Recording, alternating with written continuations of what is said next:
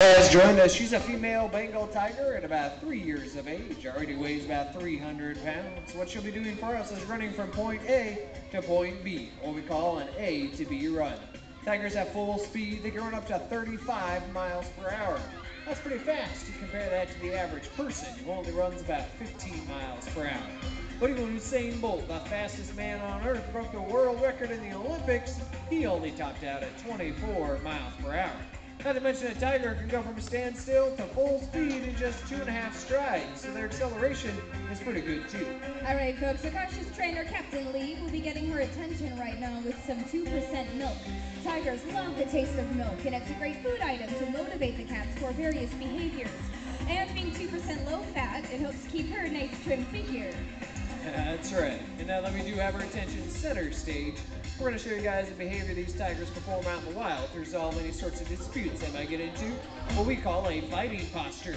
Rise up on those back hind legs, use those powerful front forepaws, much like a boxer, and they try and knock their opponent off balance, thus gaining the advantage.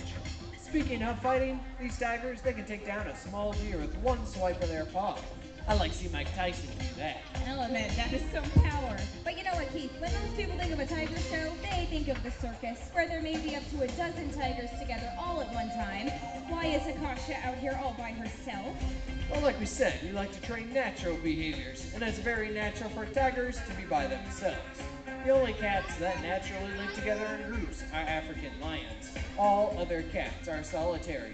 They can definitely learn to tolerate one another, and Akasha actually lives with Nolan in the back.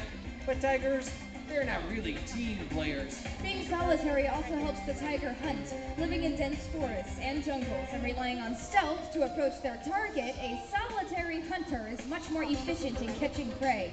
Now, Bengal tigers in the wild will eat anything that they can catch, but their primary prey consists of sambar deer and wild pig. Hey Keith, do tigers ever climb trees going after their prey? And she is so athletic. Did she just climb right out of here? See, tigers, they're actually horrible climbers. Most cats learn to climb trees because they're trying to get away from some kind of predator. Since tigers don't naturally have any predators, they never adapted for climbing. Not to mention a tiger's claws are only about 1 inch to 1.5 inches long, which is not very big compared to the size of that tiger. But tigers can jump 10 feet straight up into the air, so dunking a basketball, no problem. For Akasha, we'll have her demonstrate that with a behavior we call a tree hop. Get those back springs ready, leaps right on up that pole, gets her reward, hangs onto those front four claws, and she'll come right back down for a four-paw landing.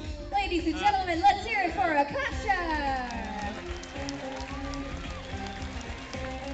All right, folks, right now you are going to get to see the behavior